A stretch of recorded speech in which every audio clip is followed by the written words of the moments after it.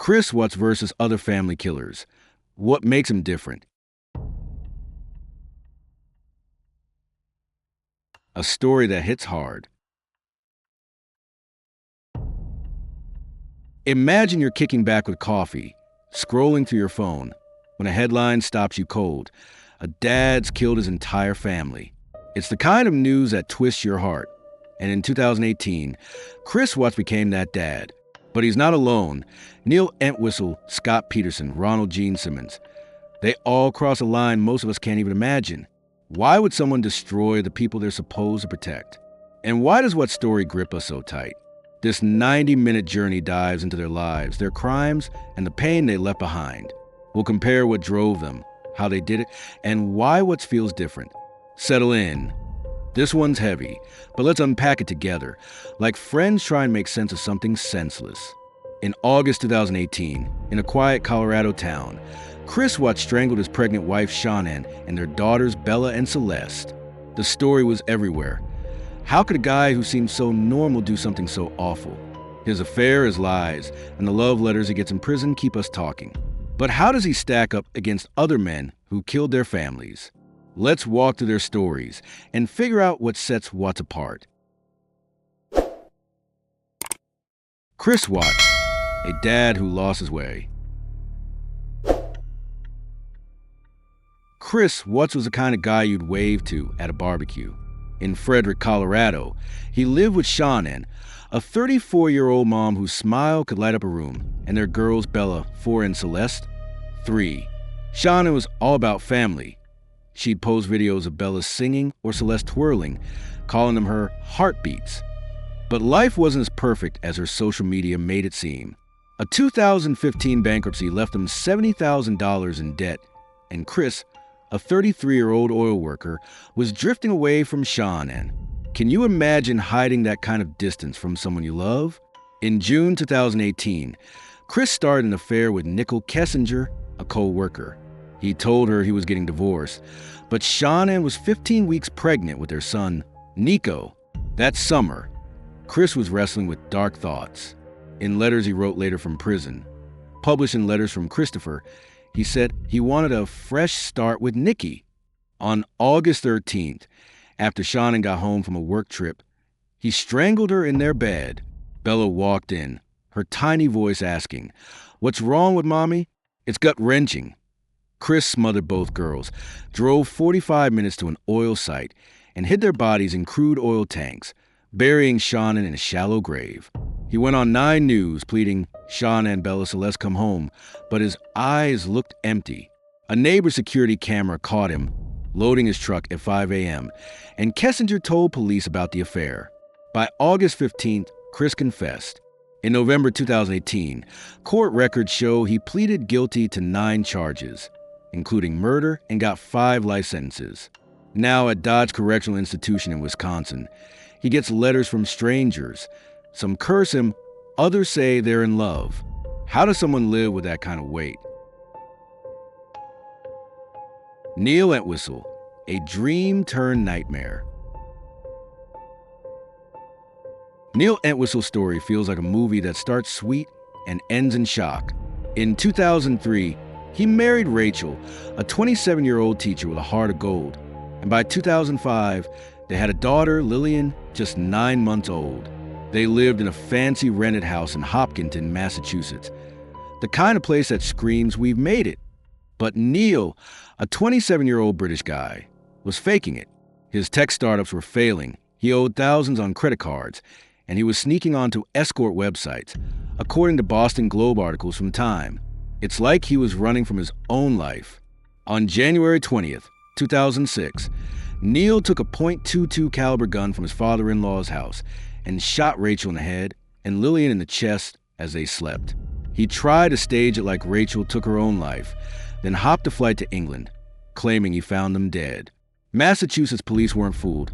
Rachel's DNA was on a gun, and Neil's story fell apart. Court records show he was arrested in London, extradited, and convicted in 2008 of double murder, sentenced to life without parole.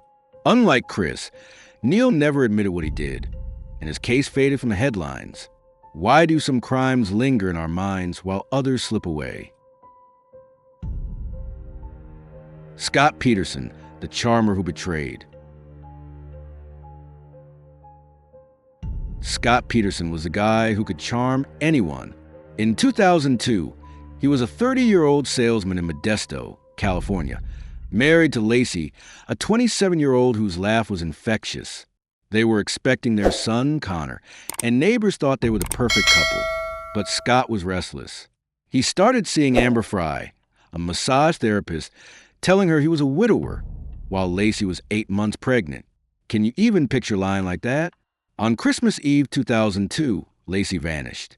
Scott joined search parties, gave teary interviews, but Fry went to police with proof of his affair. In April 2003, Lacey and Connor's bodies washed up in San Francisco Bay. Scott was arrested, convicted in 2004 of double murder, and sentenced to death, though that was changed to life without parole in 2021, according to court documents. He still says he's innocent. So different from Watt's quick confession. A profiler, Dale Yeager, in an Oxygen interview, called him Watts with better smile. Better smile? His trial was a media storm, cameras, crowds, chaos. But both he and Watts got fan letters.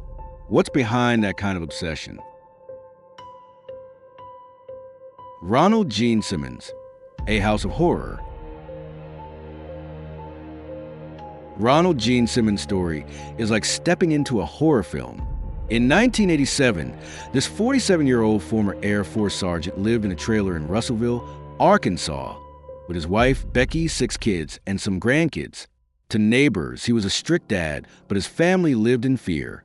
Simmons had abused his daughter, Sheila, even fathering her child, a secret that tore them apart.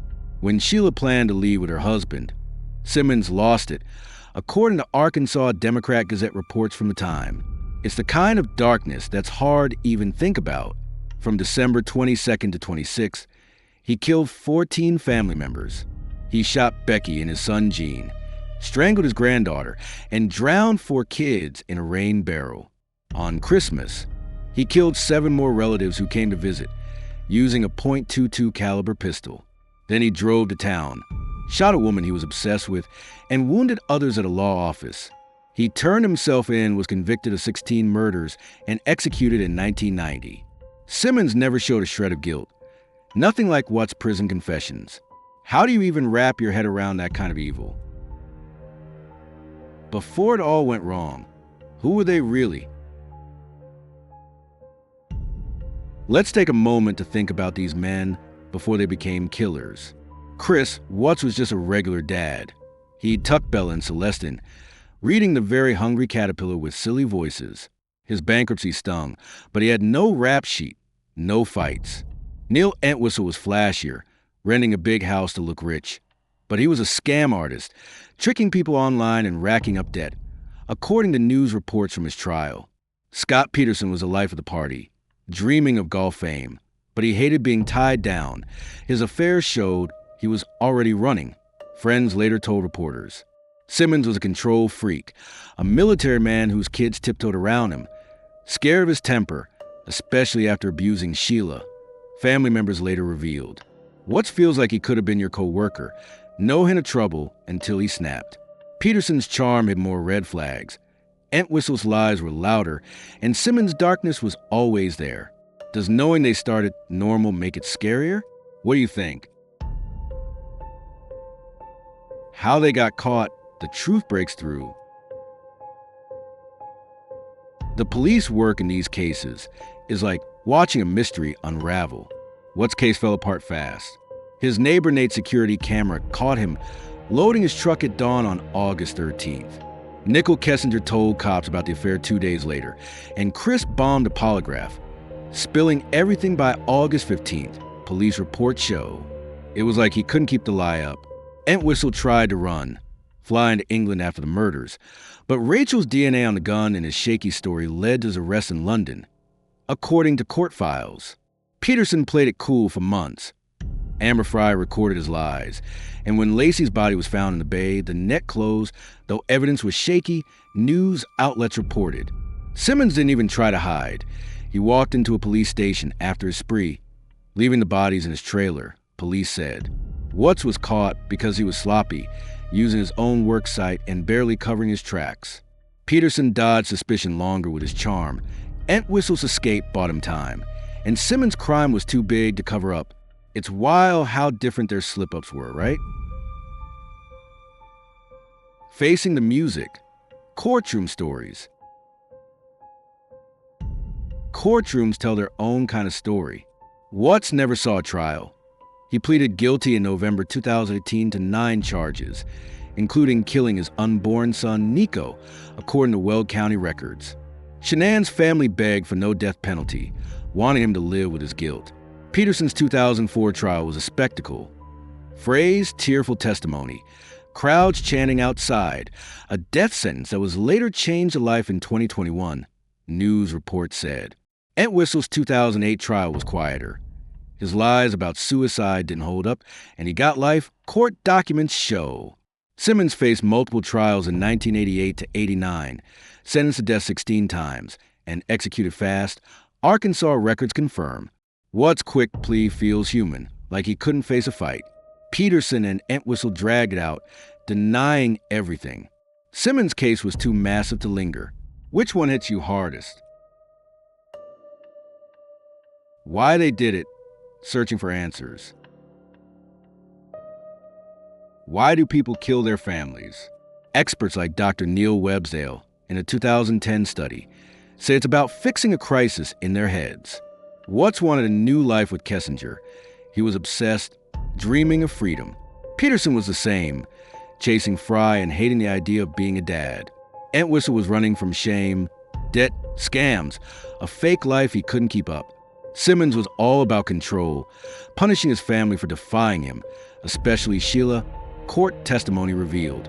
Watts' motive feels so small, just an affair, compared to Simmons' twisted rage or Entwistle's financial mess. Peterson's close, but Watts' clean past makes his choice feel like a sudden snap. It's like he was a regular guy who just broke. What pushes someone that far? How they killed. The chilling details. The way these men killed tells us something about them. Watts used his hands, strangling Sean and smothering Bella and Celeste. It's so personal, so close. He hid them in oil tanks, a place he knew from work. But it was messy, police reports show. Entwistle shot Rachel and Lillian with a gun, keeping his distance, staging a suicide. Court evidence confirmed. Peterson probably drowned or choked Lacey, then dumped her in the bay, far from home.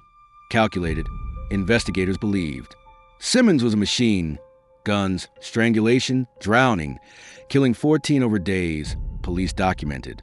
Watts' hands-on act feels raw, like he couldn't look away from what he was doing. Simmons' spree was cold, Entwistle's detached, Peterson's hidden.